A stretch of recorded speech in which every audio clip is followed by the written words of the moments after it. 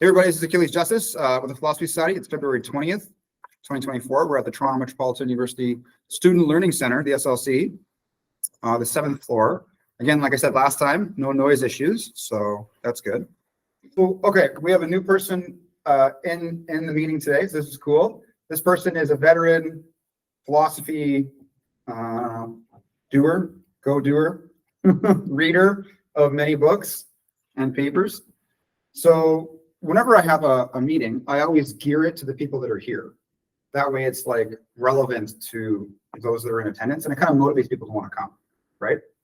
So basically, I can just start from the beginning and then we'll see where it goes, because now you're here. If you say something, we'll direct it that way. So when we talk about philosophy, right? We have the standard definition of the love of wisdom. And wisdom, we can talk about like the quality or soundness of our experience, decisions, actions, and judgment. Good so far? Quality of soulfulness. Quality or soundness. So I'm going to stop there just in case you would like to expand or discuss. what is soundness then? Sorry. Go ahead. That's okay. What I was gonna say was, I thought philosophy was like love of knowledge, but I think love of wisdom makes the same kind of sense. And then I'm looking at like the way you define wisdom, like quality of soundness, and quality or soundness of experience, decisions, action, and judgment. And yeah, that kind of fits that all in there, right? Yeah. Okay, so knowledge, we're going to go with my marker because actually these ones are used, would fall in the category of an area of philosophy, which we would call epistemology, which is the question of how do we know what we know? So we can talk about specifically the quality of knowledge. And there's going to be two types of knowledge: knowing what, which is equivalent to a fact, and also knowing how, which is in some ways a practice. So epistemology would kind of go under a specific form of judgment. You could also incorporate it into decision, right? And we could maybe expand our definition of wisdom to include knowledge a bit more specifically, right? So when we go over here, we have our philosophical tools. One of the first ones is, how do we define our terms? Right? And there's two factors here. So in the organizational mandate for the Philosophy Society, which is on the website, I explain this. So I'm kind of reviewing that. So if you want to go back to that, I write it out there for you. So one of them is how narrow our terms are, or how broad they are. I guess narrow first and broad. And then we can talk about depth. So that's tools for what? Philosophical tools. Uh-huh. You've come. Hello. Hi. I'm happy you're here. I walked around here a few times Oh. and so bad directions. What? You found us now. Yeah, thank you. It's like an adventure. Now it's like the reward is that much greater. Yes, yes. Right, and then this is Dimitri and Saba. Hi. Is this right? Yeah, I remember you. Your name again? Yeah. UA. Yeah. Why you R. why you are? R. You are. Similar. It's like joy, but with a Y. Joy. Yeah. Yes. I remember that. Okay, so I'm going to do a quick review. So we're talking about philosophy, and philosophy is generally defined as the love of wisdom. Philosophia, philo, the love of, and sophia, wisdom. And wisdom can be defined as the quality or soundness of our experience, decisions, actions, and judgment, right? And then one of the questions he says, well, isn't philosophy the love of knowledge? Right? Like, what about knowledge? To know things. And knowledge within philosophy is one of the major 6 categories, and it's called epistemology, which is the study of knowledge. And fundamentally, it's just the question of how do we know, right? Which goes down to the quality of our knowledge, and we have 2 forms of it, knowing what and knowing how. So when we know something, we could say that we have this fact, right? And this fundamentally goes to the true justified belief, right? So when you know something, it has a truth false function to it, but there's also a believer who has that fact within them, whether it's true or false, or at least premise or statement or proposition. And the way that they justify it is to claim that if there's A, B, and C for propositions, and C is the conclusion, these 2 support the conclusion. Right? Or the way that I usually like to talk about it. Because when we use the word support, it would be like,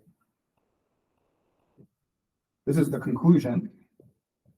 And then we have premise 1 and premise 2, and it supports the conclusion like a table. Right? That makes sense. We're like, oh, okay. So you can have a conclusion, and the truth or falsity of this conclusion is contingent on these premises.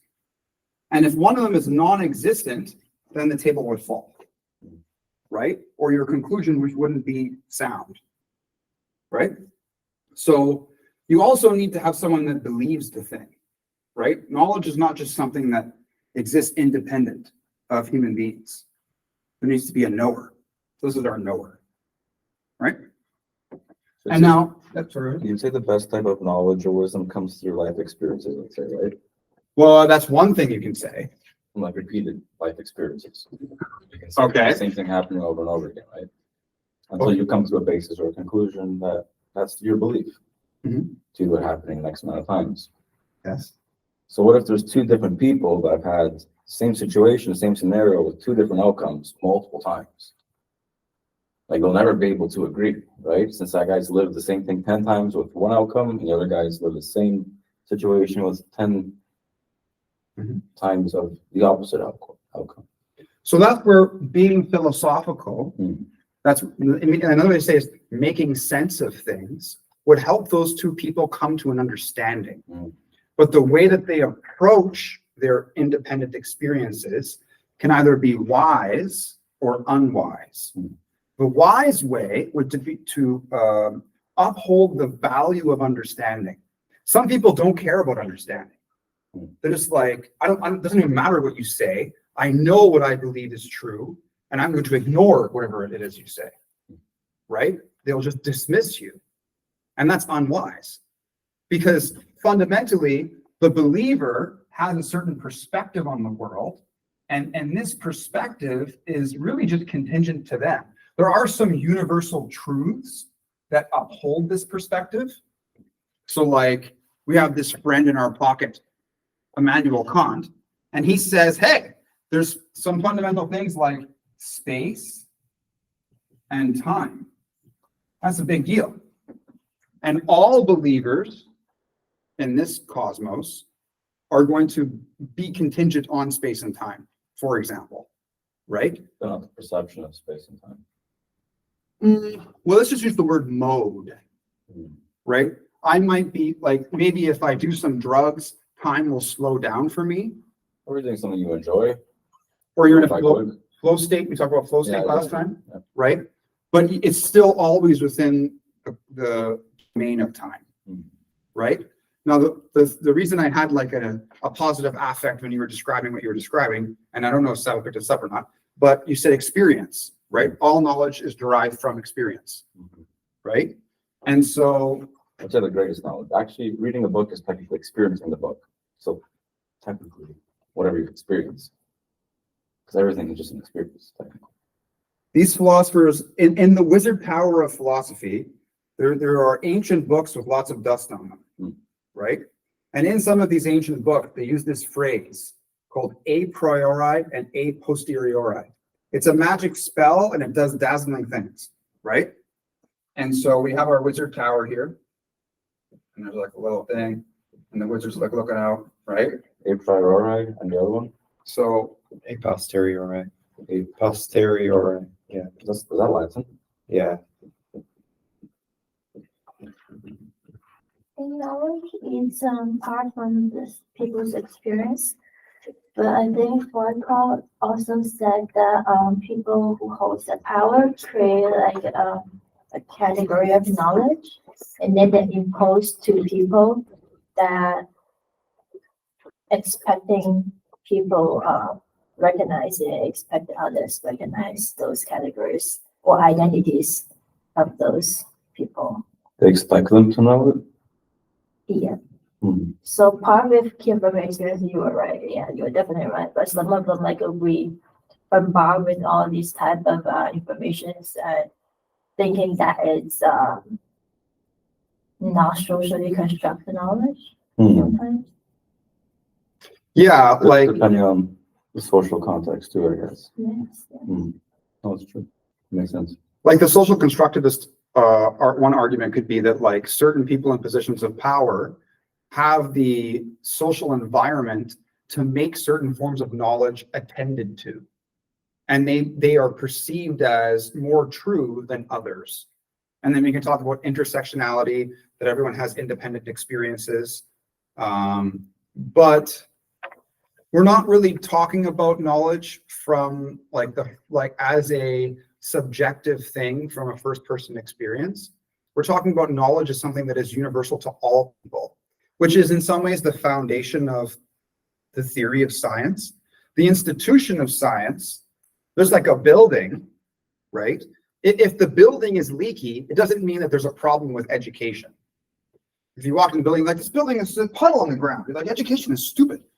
You're like, well, I don't know. That's I really, definitely like that sometimes. that's not really, I don't think you're really, I think you're a little confused here, you know, like it's, right? It's more that the way that the institution of science is being, like the bureaucracy, the trajectory of it maybe has some problems, right? And there could be people on a committee or in positions of power that are implementing a certain form of bias that restricts knowledge in some ways, right? Like, for example, some people get funding and some people don't. And how are we supposed to know that there's going to be a discovery in some area? We don't really know, right? And so we give funding to certain disciplines more so than others. And part of it, like medicine, gets a lot of funding, in contrast to like ukulele arts. I don't know, not gonna really get too much funding, right? When we talk about knowledge in this sense, it like, and there are like, when we go back to the Wizard's Tower, so I'm making fun of academics in some way because they talk about the ivory tower. The more and more you learn about something, the more dissociated you are from society, right? And a PhD is kind of like that. Yeah. You're the only one that knows about it. You're way up here, everybody else is down here, right? And that's useful in some ways. But at the same time, if it disconnects you from the world, we can say, how good is it, right? How connected are you? And so in the Wizard's Tower, they talk about how there are problems with the true justified belief. And there are specific conceptual circumstances that that understanding of knowledge does not apply. It breaks down. And so, I don't know, there's something called postmodernism. And one of the I don't know, premises of that is there is no truth. Okay? And it is a basis for relativism. That everybody has their own truth, everybody has their own knowledge, and there is no universal knowledge, right? But if you say there is no truth, this is a premise Yeah. that can be true or false, and so it automatically is self-refuting. So certain, we go back to our toolkit, number 2. The order of these is just in the order in which I'm bringing them up. They're not based in priority.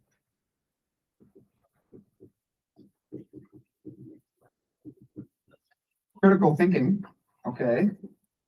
And one of our, like if this is a drawer and this awesome red toolbox we have, it's like super strong, you know? It's made of like one of the strongest metals, like tungsten. It's like, where'd you get a big block of tungsten from? I don't know, man. It's good though. There's many years of the wizards building this thing. And so we have this friend, old buddy of mine. I've never really met him, but I've read some of the things he said. Aristotle, right?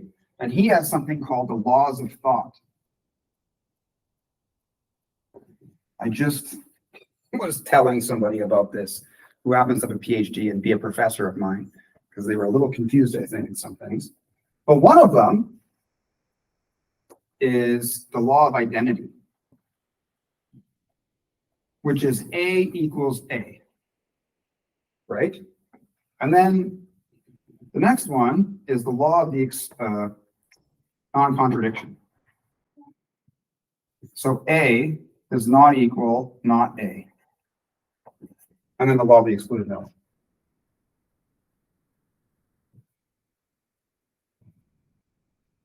I don't have my slides with me, so I forget how to represent that one, but we can just look it up later. That's not the point. The point is this one, right? And so something cannot equal the non of that thing, right? No marker is not the same as marker. That's the law of non-contradiction. And then, even though these two markers are different, marker is the same as marker, right? You want to hit some? Yeah, I was just gonna play devil's advocate and contradict the law of non-contradiction. Okay, let's go. Let's go. Okay, so like say you have a marker in one hand and an Yeah. empty space in the other hand. Yeah. And you're like, okay, so this marker clearly isn't the absence of a marker. But if you look at the absence of the marker and you look at the air that is made up of, Mhm. and you look at the atoms of air that air is made up of, and the molecules and the electrons. Very good, yeah. If you look at the causal chain of the beginning of time Yeah. up until the infinitely far removed possible end of time, Mhm. this space of air necessarily is going to contain the very same marker you have in the other hand. Okay, I don't know about the word necessarily. I would even argue so far as to yes, it would be necessarily. Okay. All right, so let's do a diagram. I like diagrams because Okay. it helps. We our don't have brain. to stick on this point, by the way. If you have something else. No, like you have this wanna go big on juicy log. This is the fire and it's in the fire now. I'm not pulling it out. I'm gonna burn myself. We're just gonna let it burn. So time is like infinite, right? So the possibilities are also infinite. Exactly. Which includes that one possibility. That's the point. People- At least once. Yeah. People will bring up like quantum mechanics. Yeah. And they'll talk about how, there's an infinite possibility. So an elephant could just appear in the room. Right? Okay, so we have our marker, right? And let's just put like a frame around this so we know. And then there's like non-marker. So M, non-M. Right? And then so what you're doing is you're saying like, well, there's the cosmos. And then we have like 0 for time until like, let's say the present is here. And then it goes on to N. Right? And this is the same over here, 0, T, present, N. Okay. And then there's also like particles kind of in here. And I don't know, we get like, there's this realm of possibility. In this circumstance, like one thing we could say is there's possible and there's actual. Right? And there may be the capacity, like when we talk about possible, we can use the word capacity. And then actual is really existing. Okay, so it is possible that we could like put these spectral boots and like a helmet around a cow and launch it over the moon. Whether it survives the thing, we could probably just throw that in the bucket too and say it's possible, right? Again, we would really have to use our imagination here. That's possible. In this current like cosmological orientation, it's not actual. It may occur, but in this instance, it is not yet a thing, right? And so for this one, the law of non-contradiction, it would be somewhat of a category mistake to say that this one is equal to this one. Because this one is actual. And this, in some ways, is not non-M. Like, when we're talking about this one, it would be different than non-M. Right? Because non-M, if we look at like a Venn diagram, it would be everything, if this is M, outside of the category of marker. You know? So if this is like category, and it's everything, it's like negative space. You know? So everything that is marker would go inside the circle, and we just represent that with a circle to say that it's inclusive, which goes back to our narrow and broad definitional properties, right? And so if you want to include that, you would, for this argument to work, like this argument from possibility, you would have to redefine marker. It could not be non-M, because if you included, like if this is like, so let's just say instead of X, it's PM, like possible marker, right? What you would have to do is you'd have to bring it in. PM is part of M. It's part of the category of marker. And as soon as you do that, it goes from, well, is non-M, does that equal PM? You would say, well, actually, no, PM is in the wrong spot. It's supposed to be over here. So non-M would also include non-PM. Yeah. So I guess like, you know, to continue playing devil's advocate, then you could say like, well, then isn't it just up to how we define markers? Yeah. And is there actually a line between what is possible and actual? Is there actually a line, if you look into the definitions themselves, between a marker and the very opposite of a marker? If you look into how you define these things, a marker consisted of atoms made of this amount of electrons, this amount of protons, this amount of neutrons, an empty space. You look into at the same level of resolution. If you keep looking at both of these opposite definitions into deeper and deeper levels of resolution, you end up arriving at that they're synonymous. Well, okay. Like, yeah, so I'm having trouble arguing it. no, you're doing great. This is great. I mean, the part of the, yeah, it's okay. This is fine. It's good. So one thing is the distinction between possible and actual. That's the first thing we have to kind of just say. That's one thing we need to talk about. And then if we're going to equate possible and actual based on like particles, right? There are different levels of explanation. So when we look at phenomena, right? This is like the spectrum of phenomena. The lowest form we could say are like quarks, or we can talk about like string theory, right? And then we have like electrons, protons, neutrons, and we have atoms, right? And we have molecules, right? And then we have like, Is it elements? sorry, elements, sorry.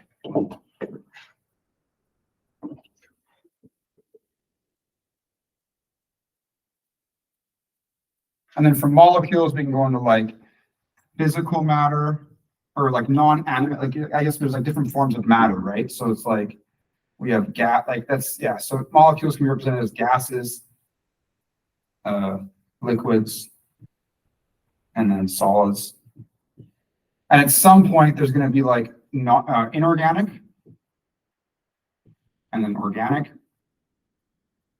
right? And then a certain, again, I'm not a physicist or biologist, but we're going to figure it out here. And then we're going to have like living, like cells, and then you go up, and then you're going to have this, like this is basically, you get into like biology, right? And then you're going to transition, the phenomena is going to shift. There's going to be a break. And this is where we have emergent / supervenient. Okay, What does And that mean? it means, so like, okay. If you have a bunch of water molecules in the sky, Mhm. right? If you zoom in, you can say this is H2O, right? But when you zoom out, you would say that's called a cloud. And clouds have certain behavior or certain forms of motion that just H2O does not. The only way to get those patterns of movement is to have H2O in a specific orientation, a specific level of atmosphere on a planet, right? Or something like a planet, maybe there's another artificial thing you could create. And it's me. That's me. Sorry. And like there's certain factors that will create the behavior of clouds that will be definitely distinct from H2O independently, right? And the difference between these two is an emergent phenomenon, right? And so to think that the properties of a cloud are in the properties of H2O is something akin to a category mistake.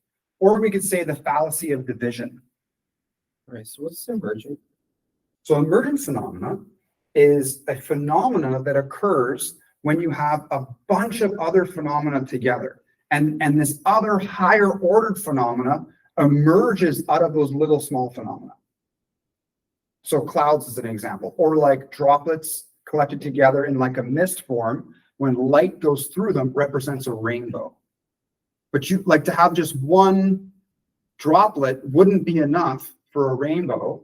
You could maybe you could have a spectrum of light come through, but it wouldn't be a rainbow, right? You'd have to have like you'd have to have like it'd have to be like after it rains, right? Where there's like mist in the air or vapor.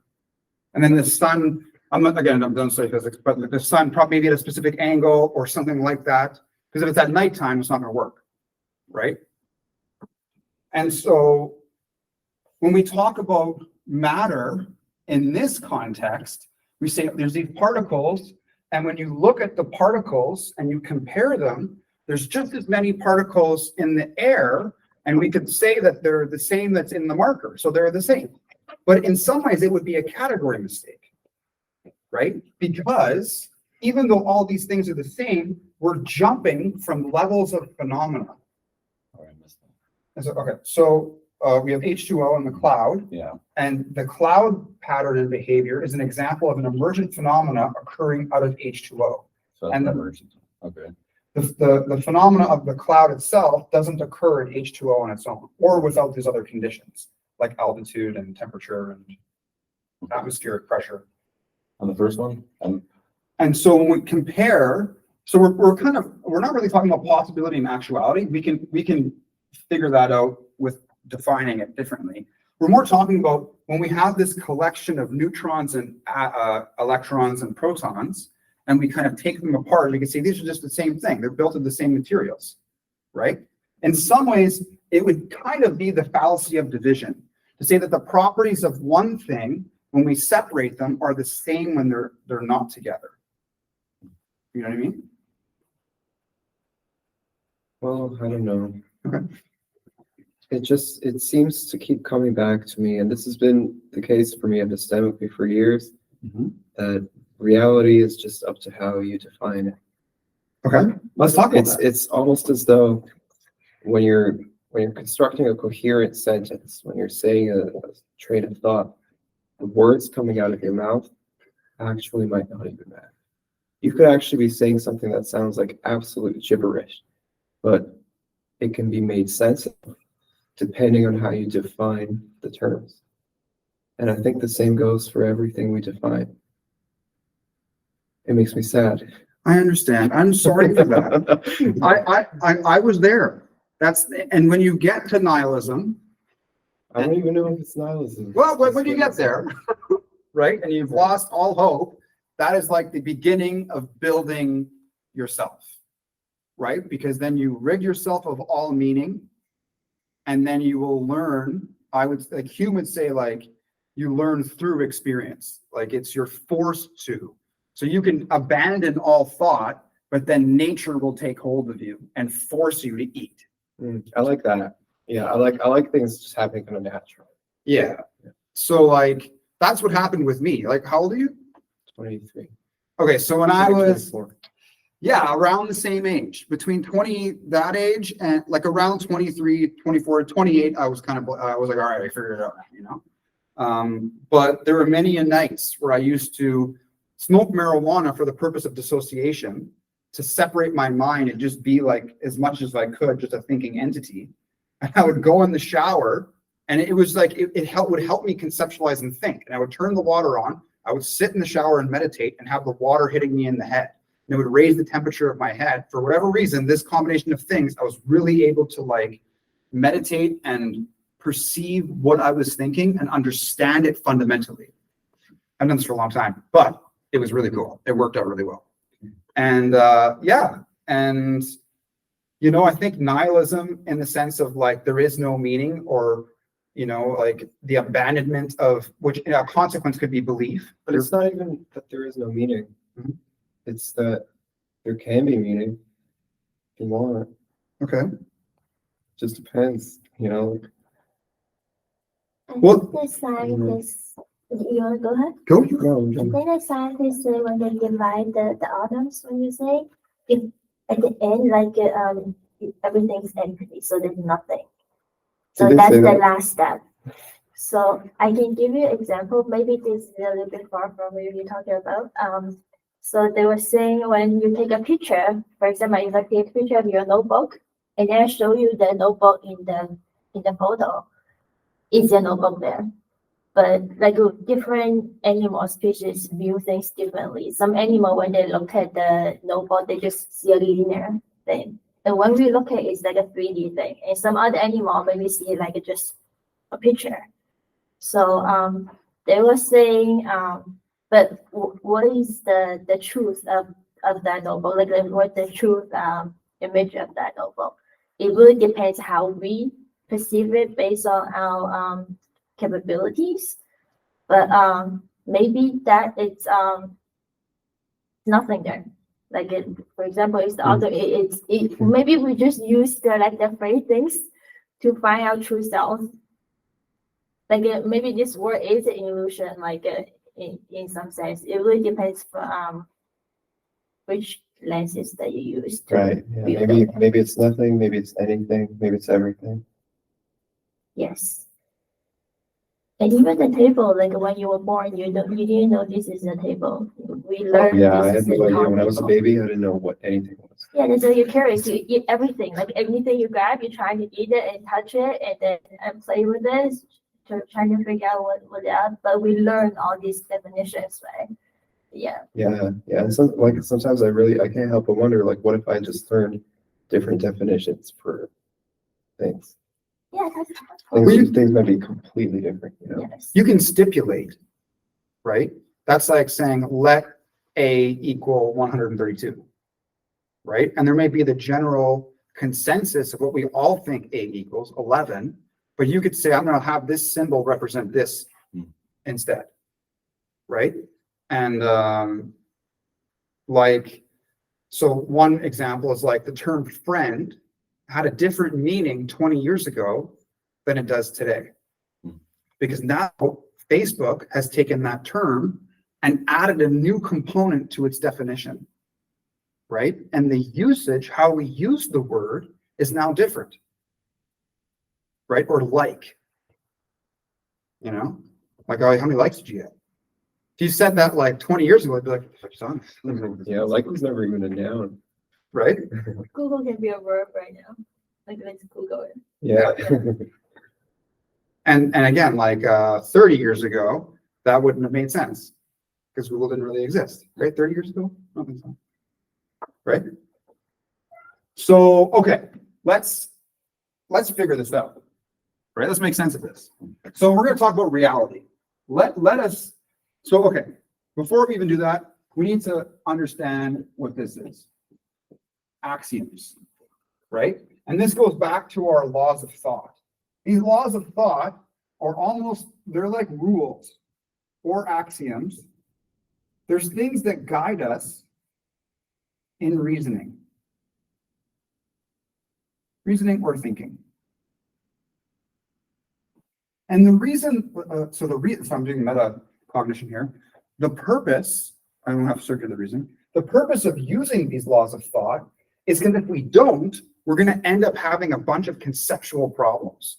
Like a thing will not mean itself.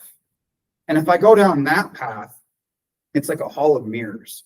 I'm going to be lost all over the place because I will not be able to identify something because it doesn't equal itself. So this will be a different object every time. That's going to be difficult to deal with.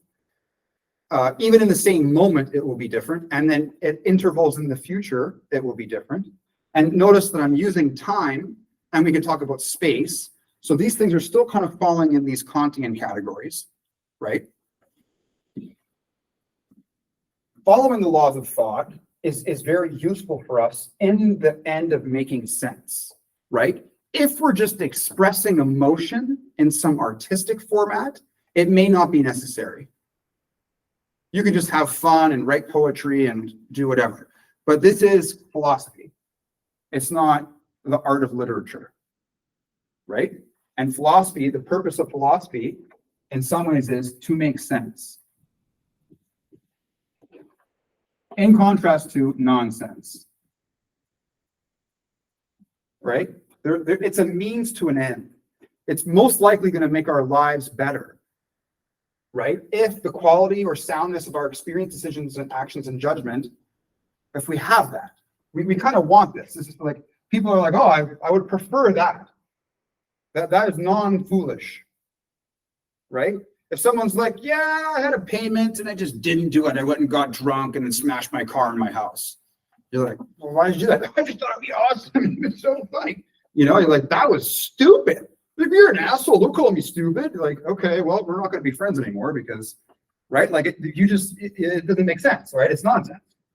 And as a rational being, like humans, like with the prefrontal cortex, like teenagers, you know, I did some foolish things as a teenager, right? Because my brain wasn't fully developed, most likely, right? And there's this rebellious part where you're like, rah, you know, you just do stuff, and yeah, and I would not do that now because I'm like, that's not. There's other experiences that will give me greater well-being and meaning than like, you know, I don't know, the things that I did, right? So I don't do that anymore, right? So we're just, we have to understand the context of what we're doing here is to make sense of stuff. And in critical theory, where like English people that study literature, right?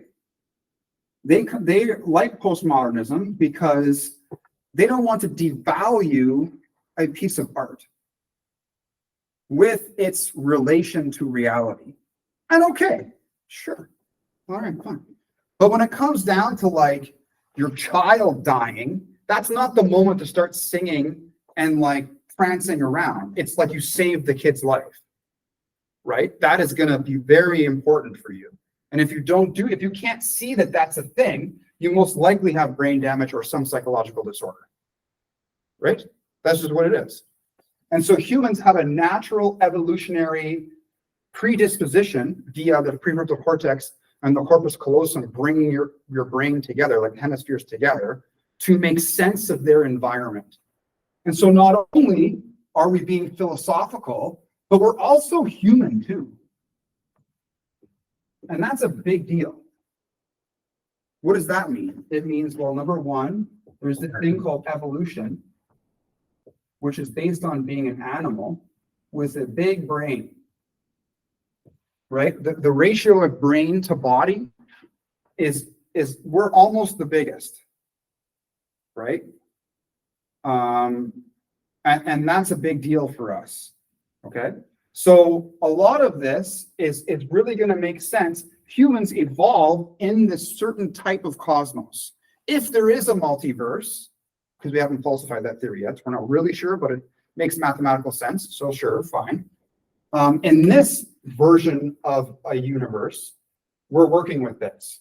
In some other universe, if some properties of like wavelengths of light or whatever, or mass, or how fundamental properties of the universe function were different, we humans may not exist at all, or any life forms at all. Like certain forms of matter may not even exist, right? And then we couldn't exist there either. So in this very, chance figment of experience within, now we're getting to reality, right? Within something, we exist. And that thing that we're in, so we have a sense of self, right? And the thing is we have like beliefs and perceptions. There's that perception, and then there's the belief. Okay. I have to like make an effort to make things legible. Okay. So a belief is in some kind of a linguistic form. And a perception can just be through your senses, fundamentally, right? That's really what is going on there.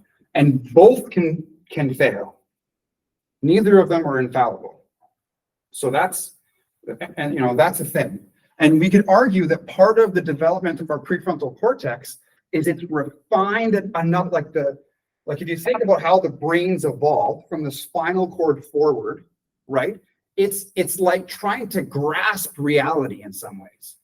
Why? Because it's better for us. Because if you can't distinguish color and you eat these berries that are like have neurotoxins, that's bad for you. Like you eat a puffer fish, you're not going to do very well, right?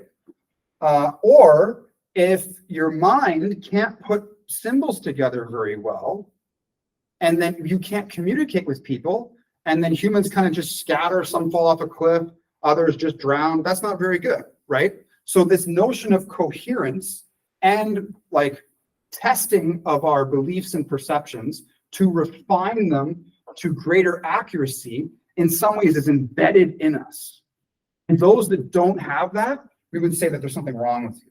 And we can kind of see them. Some people that suffer from schizophrenia, we're like, oh, as a society, we're like, well, how do we take care of this person? What do? We like have a house, they live there, there's a caretaker, et cetera, right? So this outer context that is independent, like our belief and perception is within here. This is reality. Reality is everything that exists in, if you take humans out of the picture, so if we just do another one of these here, right, and there's no human, that's reality. Right? It's not contingent on human beings' existence, beliefs, or perceptions. And what humans are trying to do, and then we could bring in our old buddy Immanuel Kant again. He would talk about the phenomena and the noumena. Right? So the phenomena is that which we can perceive, and the noumena is that which is beyond our perception, which is independent of our ability to access it. It's the thing in itself, right? Not the thing in relation to us. What philosophy has done is trying to refine our language and our conceptual analysis to make sense of things so that it fits together, so we can better understand whatever reality is. And if we accept the noumena as something that is a way to understand stuff, that which we cannot perceive, that is of itself, independent of us, it's almost like every step you take, it takes one step back. So if I get to here, it goes here. If I get to here, it goes here. The noumena is always outside of us, right? If that's just love itself, like the definition you just gave of philosophy, I think is really elegant. And I think even if you just look at love itself, I think love it has that property. Okay. To strive towards something that's as good as you can imagine. That's great. That's beautiful. Which part of the definition that you think was elegant? Well, so you said philosophy is like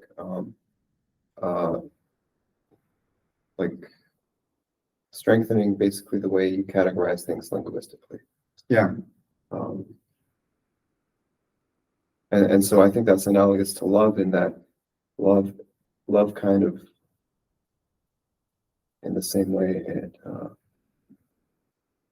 steers you in a direction that is closer to reality. That's cool. So yeah, philosophy is meant to like steer you closer to reality, and perhaps love is too. Just love simply. Love can also be blinding though. It can like alter our perception of reality, like seeing red flags, for example. I've experienced in the past. I was blinded by love because the emotion was so strong that I didn't really use common sense in that state to properly analyze the person or the situation. I still think you guys are still pretty young, still full of fun. Oh, Still what? Still pretty young. we're so young. Yeah, that's very good. Okay, well, Did you say stupid in you? No, I just say full dream is good. Like, I mean, I am stupid Yeah. too. don't say that. Of course, no, yeah. Uh, Some people believe there's conditional, like there is unconditional love. Some people don't. Like it really depends on your experience and how you feel. Mhm. But like everyone's perspective about it. Yeah. Thanks. Very good. Yeah. Okay. So reality, right, one way to think of it is that which exists independent of humans. Because part of when we go back to the true justified belief, we can believe something, right? But it could be true or false. So how do we know if it's real? Right? And this goes back to, we have another buddy, another one of our in the wizard's tower, right? Who am I going to say? You're gonna say Boris? Oh, of course. Okay, he's in there too. Descartes. Oh, okay. He's the father of skepticism in some ways, right? And so Descartes, I don't know, from right here. He says, he questions whether we can know anything. He says, at the very least, I can know that I am a knower in some ways, so that I think, therefore I am, or I think I am.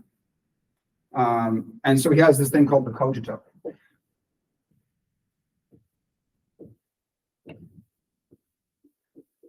I think I am. So to be a thinker is to exist, right? And so it's important for us to have some mechanism to be able to refine our beliefs that are in the form, some linguistic symbology, and something to refine our perception, which in some ways is what science is. Why? Because like my eye, if I look at something, like photons are coming in and I'm registering what the color of the wall is, right? And then I make a judgment. I say it's green. So my physical state or my body, my sense perception gives me a measure, like I have like a default measurement toolkit. I'm like, this is smooth, you know, this is a little rough. And I'm making a judgment with it. I can't really quantify it, like the judgment kind of goes a little hazy there. But what we've developed are extensions of our sense perception, instruments, right, that science uses to refine the quality of those measurements. And that's really what science is trying to do. Now, again, wherever you put the most money or whoever gets published, right, whoever gets hired, those are institutional critiques. And we could say that certain people may, you know, get hired more than others or whatever. And there are problems and ways to solve those problems in that from a sociological perspective, right? However, the mechanism of science in itself is something that is independent of any specific individual, right? Just because all it really is saying, unless there was like AI and some other organism, you know, but for humans, it's kind of universal. And that's what it's supposed to do, is that if you follow these steps, you will always get the same result. Just like in mathematics, right? That's why we have like BEDMAS. You know, we're sitting in this position of being human, and it's like, whoa, I didn't ask for this. What do I do now? Right? And you're not alone, so it could be worse, right? We can work on things together. And that's like part of that value of understanding. So we're talking about values over here, which is akin to like comprehension or how things fit together, which is very linked to philosophy, right? Making sense of things. Or when Sellers said, philosophy in the greatest sense of the term is how everything fits together in the greatest sense of the term. And so philosophy is how everything fits together, or how everything hangs together in the greatest sense of the term. And so we can get into these philosophical, I don't know, paradoxes, but if we stick with certain axioms or principles like I am human as like as an assumption, I'm just going to assume I am this thing called human. I don't have to use that symbol human to designate this thing. I can just use my senses to perceive patterns, but humans have specific patterns, right? They all have brains, for example, and there's a distribution of brains, right? Most humans with brains have a prefrontal cortex, and prefrontal cortex generally do these things. Some got brain damage or be born with without a prefrontal cortex. Like me. You have a prefrontal cortex. Damage one. No, you're fine. Unfortunately, no, you're fine. The ADHD is, if I'm not mistaken, a mutation of the prefrontal cortex. I don't know, man. It might just be that, like, on one hand, civilization and the workforce, making people have a sedentary lifestyle, is just not conducive to what it means to be human. Like if you're in the environment and there's like a sound, maybe it's good for your survival to look at it, right? But also focusing is important too.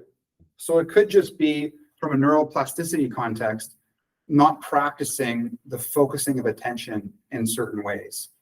Because the alternative is doing like methamphetamines or amphetamines for like medication, right? For ADHD. And that, The reason why, it's because it increases the serotonin and dopamine, which helps you focus and helps you get motivated. yeah, I just like question whether or not if we taught kids like a meditative practice, like Zen meditation, where you focus on like a flame for like a minute, then 2 minutes, then 3 minutes, then you're up to an hour, you know? Because I used to have symptoms of ADD too, and I approached it from the perspective of this is a training context, and I'm going to practice, and I just got better at it. So I can sit through 3-hour lectures, type it all out, no problem, right? And there's always like a little learning curve. Like when I take a break from doing lectures, like if I have to watch an online video, I'll do 5 minutes. I'm like, oh, I'm just like, that's enough, you know? And then I'll take a little break, and then I'll come back and I'll do 10 minutes. And that's enough. And I'll take a little break, right? And then later I can just sit through an hour. I'm like, yeah, whatever, because my brain's used to it now, right?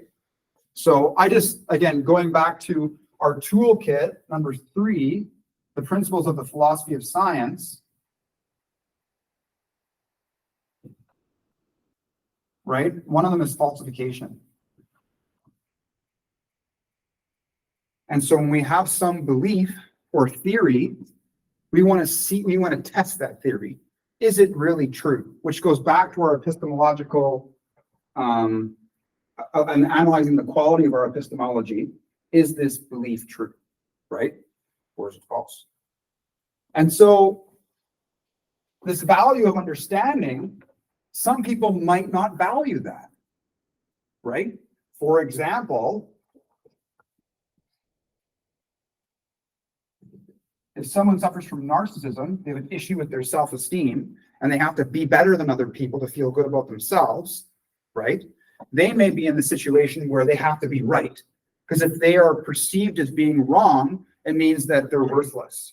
And so they'll be aggressive, and they'll be disrespectful, or they'll gaslight you, right? They're not dealing with the content of some argument. I have some argument here somewhere.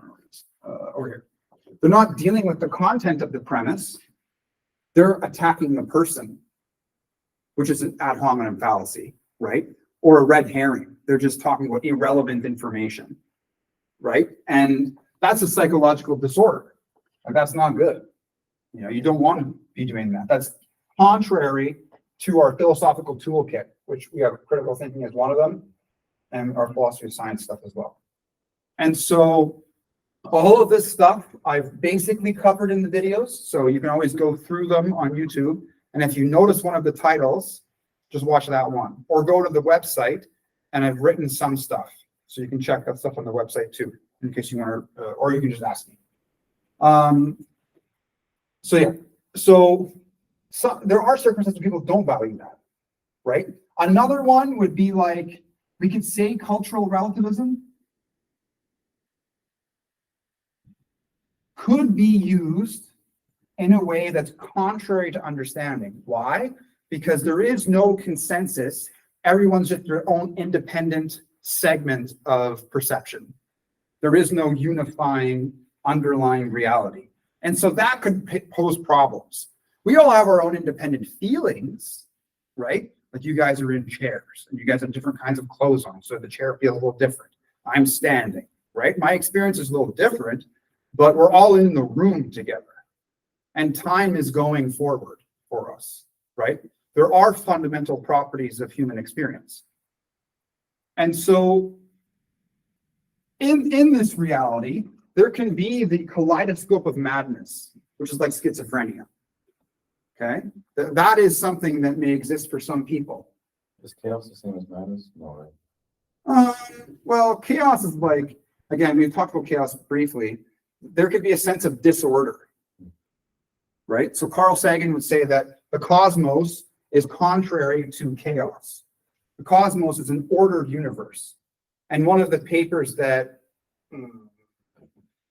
Dean sent us in the Philosophy Society group chat was on how chaos is necessary in this type of cosmological environment for things in the universe to change and grow as a part of entropy. And I read the paper briefly. So one of the other assumptions, where are our assumptions here? Axioms. So is the cosmos, which is an ordered universe. So for things to make sense, you need to have some kind of a cosmos. If the cosmos doesn't make sense and it's all just chaos, like at one moment it's a marker and another moment there's like a rabbit in my hand. I'm like, what? Where'd the rabbit come from? The rabbit's like, hey, you know, doesn't really happen that often, you know? And for those that do have those experiences, we kind of like, we use the word psychosis for that. We're like, dude, there are no leprechauns in the room. You know, there are no little small people walking all over the place. That's not real, right? We say that that's a hallucination or something like that. And so for certain ways of perceiving that are contrary to our evolutionary mechanism, we would say that that person is just something wrong with them, right? It's not representative of reality. And how do we know that? Because we can test it. We have, again, our friend science right here to do some measuring of what really is, right? And so that's good because, you know, humans have a history of being confused. And like, for example, the Great Witch Hunt, where people were put in these huge wooden structures and burned alive collectively. That is not a good experience. That is, we don't want that kind of group of people and social contract. That's a bad contract. That at some point in time, maybe a bunch of people will come to your village or your farm and take away your loved ones and do horrible things to them. No, we want to have a state that protects us from that. You know, and we've talked about authority and power and government in our discussions. We don't want to have a state where one person rules over everybody and everything is structured towards them because they abuse power. And we see this with Putin abusing the Russian people via the Kremlin. We see it in China, Xi Jinping, you know, throwing people in prison for having problems with the way they were managing COVID. Unfortunately, the Wuhan lab most likely released this virus, and the Chinese government, the Chinese people suffered greatly, which is not good for them, and the world suffered, which is not good for the world. right? Because if they would have just told us right away, we would have prevented so much harm for many, many people, right? And then Iran, that's another example of not necessarily a person in power, but a belief system, right? A specific interpretation of Islam. And this girl was brutally beaten by the Islamic police officer people, right? 2 years ago, I think. And that sparked the Woman Life Freedom movement, which unfortunately was unsuccessful. They were not able to overthrow the regime and have a democracy again in Iran. And that's unfortunate because people suffer a lot. Alexei Navalny was the contender to Putin. He would have brought democracy to Russia, which would have been a beautiful thing for the world and for the Russian people. And he was murdered on a Friday, right? Very, very not good. It just shows how that government is intolerant of any form of opposition. And that's not what we want. One of the criticisms to Trump and his immunity argument was, well, can Trump just order SEAL Team 6 to kill one of his political rivals, and he's immune from that act? And they said, no, obviously not, because then you're just going to be just like Russia, right?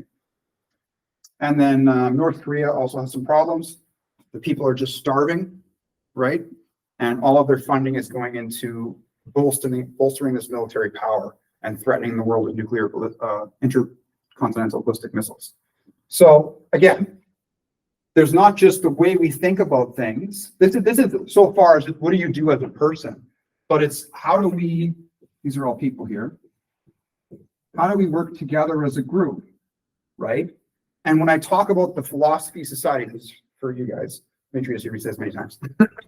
The philosophy society, really, what do you mean by that? It just means, well, if philosophy is wisdom, society is like a group of people, what would be a wise group of people? Right? The soundness or quality of how the group is put together. So we know that groups have certain flaws and mistakes. When we observe patterns of people and groups, there's a whole bunch of cognitive biases, like Milgram's conformity/obedience experiment, or Ash's conformity experiment, right? We know that prejudice, stereotyping, and discrimination exist, right? We know about in-group, out-group bias. So there's all of these things that occur.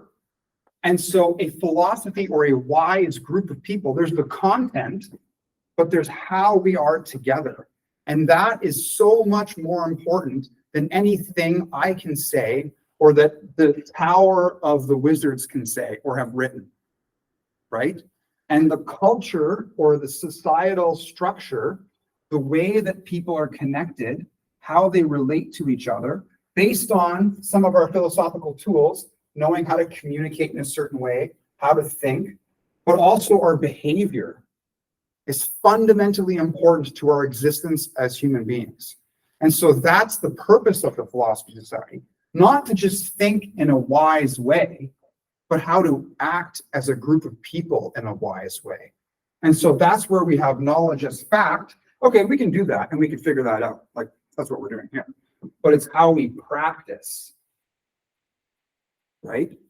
And so that's why when you maybe observed us at the Imperial Pub, at that time, I was teaching David Burns's book, Feeling Good. And that book is about how to manage our emotions and how to utilize our emotions and our perceptions of the world so we don't suffer from something called cognitive distortions, which is just like a critical thinking fallacy, a cognitive distortion, like overgeneralization or all or nothing thinking, but it's specifically related to our self-esteem and how we react to what we perceive. And so when we manage our perceptions and our cognitions, the evidence shows that like 70% of people, just people that read this book, are basically cured of depression just from reading the book, right? There's an independent study done on this book. So that was one of the first things I did with the group, because philosophy, as the love of wisdom, living a good life is a wise thing. It's good for you. You know, everyone would say, yeah. We see two people arguing, like philosophy graduate students, getting all sassy about something, or you see like a family with children that are happy and the parents have emotional regulation and the children grow up and they're good. We would say, what's wise? Being disagreeable and arrogant, or these people that know nothing about philosophy. People would say that most likely is the wise thing, right? Love, for example.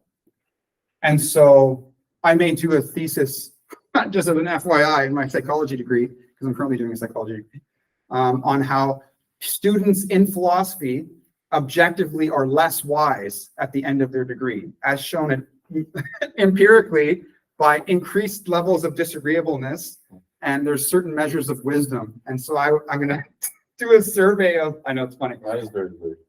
It's because they're not teaching philosophy, they're teaching something else. I'm trying to teach philosophy. And they're going to get very angry with me. It's like, okay, it's fine. Say what you want. This social group, society, right? We want a wise society, which is contrary to a dictatorship or autocracy or whatever, right? We want a meritocracy that does not discriminate people based on anything that's irrelevant to well-being. And so, yeah, I think the things that you brought up, Sabbath, today are very important. And as a group, we want to it's like a knot, you know, in your muscle. You're like, I was throwing something and I got a knot in my muscle. And we may not solve it all in one shot, you know, in one massage, but if we work at it together and we all have our own perspective through this medium of these tools, right? Because everyone's perspective is a little bit different, but if we all standardize our relation with these tools, right, and accept that there's universal properties of our experience, then we can help each other out, right? And we can achieve certain values like understanding and well-being and making sense of things. I've spoken about these things before, so that's fine. Okay, so where are you guys at? So you said based on our behavior, that's what links our group together. Yeah. So behavior is also habits, right? Yeah. Or ways of thinking, repetitive So ways of being.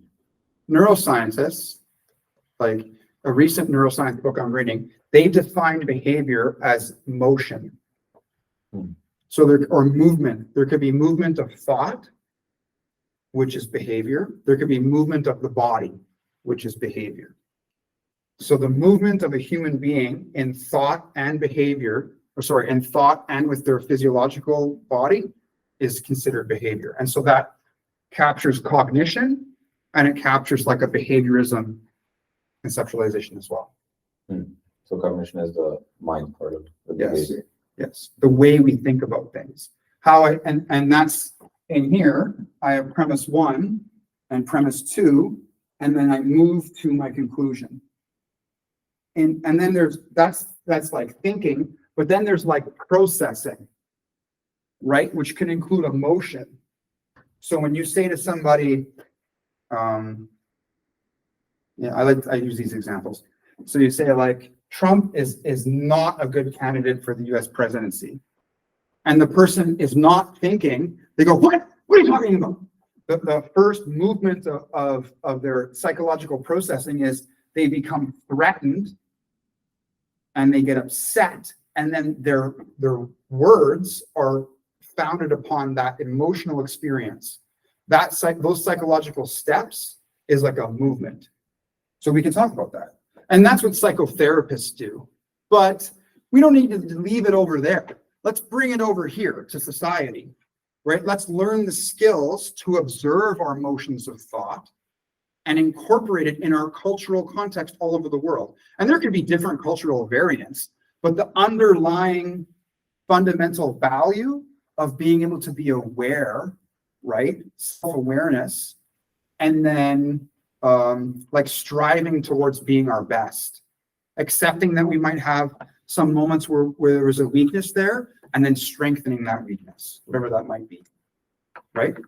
And we can talk about those things too. Anything else? I'd say it's more like productive to work on the things that you're naturally strong at to become like extremely proficient at it, or you should work on the things that you're not that good at, like your weak points. Do you strengthen your strengths or strengthen your weak points? Well, when we talk about strengthening your strengths, if you're already strong at it, it doesn't need to be strengthened. You just need to maintain it. Isn't it always like, Well, there's this notion, like Bruce Lee talked about plateaus, right? And we go into our pockets, my deck of philosopher cards here. I need to have like a deck of cards, like almost like hockey cards, and have like the philosophers on them, you know, have some cool picture of the guy. We have another one over here who came after Descartes. His name is Thomas Reid. And Thomas Reid, he wrote The Intellectual Powers of Man. It's this huge, thick green book. And he has this quote, "The chain is only as strong as its weakest link." And so what we draw out of that is you are only as strong as your weakest link, right? So for example, like if one of my tires is a little low, right, and I'm driving, and then I like hit something, and then it bursts or something gets damaged with the rim and it comes off the rim or whatever, and that's the tire that it got affected, not the other ones, right? Or if, you know, in someone's life, their finances are a problem, and then a payment tries to come out of their bank account and they don't have money in there, that's where they're going to have stress, right? Not in the fact that they have a lot of friends. Someone that has a lot of money but doesn't have a very healthy social life, they may become depressed because when they want to interact with people, they can't because they don't have the social skills to do that, right? So when we observe our well-being, right, there are different facets of well-being relative to what I talk about self-love, right? You know, that's what being balanced is. Being balanced is observing, because if you put all of your, the thing that we say is don't put all of your eggs in one basket. so balance it up basically. Maintain the strengths or recognize them. Yeah. Also work on your weak spots to improve. Yeah. Like for example, as a singer, I like took like a week off or whatever because I was studying for other stuff, and then my voice went down a bit. So it went from a strength to like moderate. So now it's not a strength anymore. So now I actually have to invest in it a bit more. So I was singing today, and now it's in 3 days it'll go back up to being a strength again, right? It's like a muscle. Yeah. One last thing about love. Sartre talks about love as object transcendence. And so to tie in both of your ideas on love, right? And so when we talk about object transcendence, there's you as the perceiver, and then in mind, you have this idea, and then you see something in reality, and the thing in reality, when you perceive it, it kind of reminds you of this idealized version of what it is. And this can lead to, like, when you love somebody, it's almost like they're a representation of all of these things in the past that kind of connect together into a physical manifestation of this person. And I'm like, I love you, you know? Like, where did it come from? Part of it comes from my identity, right? What I am. That's because I love them. So it's my identity is connecting with this thing. But is it really the thing?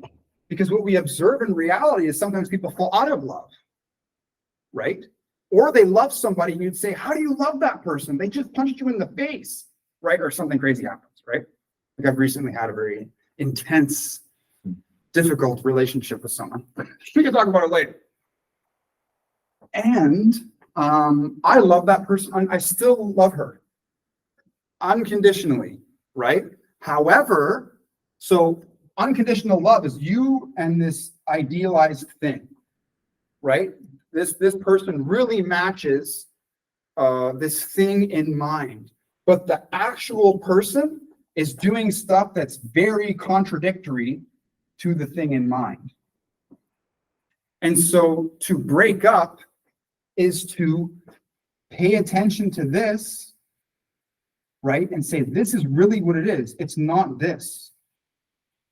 And so people will stay in unhealthy relationships because they ignore the bad stuff and they only focus on certain information, right? Whereas, and the alternative could be true, that people won't fall in love because they only focus on bad things and don't look at the good stuff, right? So to maintain a loving relationship, you want to not do these things, right? Like if you're with somebody and they start to drink a lot and they become very, I don't know, unhealthy when they're drunk. that's gonna be hard for everybody in their life, right? Like even people that are part of a family and that person has serious substance abuse issues, like doing like crack or meth, right? That's gonna be hard for the family, even though they love them. It's gonna be hard for them to be around them when they're in that state. You talked about love bringing you closer to reality. Again, the cosmos is an ordered universe, so I'm always going to go back to that, right? As an axiom. And so love is part of this universe too. It's not out of it. Like, it's not like love's out here. Yeah, I would say love, I guess in the way I was construing it earlier is like, love is the function of ordering the universe. Okay. Okay. Love can solve so many problems. Yeah, right. That's definitely. And like when you were just talking about this stuff just now, I don't know how to like really contextualize this, but this phrase came to my mind, which was like, I love everything that you were, and through loving everything that you presently are, I love everything that you can be. That's the unconditional love, Right. you know? Right. That's like the Backstreet Boys song. I love who you are, where you're from. Remember that song? What you did, long as you love me. That song? I don't Maybe, care yeah, who I think it you rings a are. bell. Yeah. Sorry, that's my generation. I was in grade 6 when that song came out. You guys weren't even born probably. Okay, I think that's a really good way, like, yeah, like, let's just leave it at that. I will agree with you. Cool. But let's be careful though, because there's this illusion of that love that can bring people into these really unhealthy places. So the next point of making sense of things, right? Like, what can we do as this group, you know, is how do we go towards what you're saying and make sure we don't fall into this trap of being in a place that looks like love, but it maybe is not, you know? Okay, that's good for today. Nice. Thank you.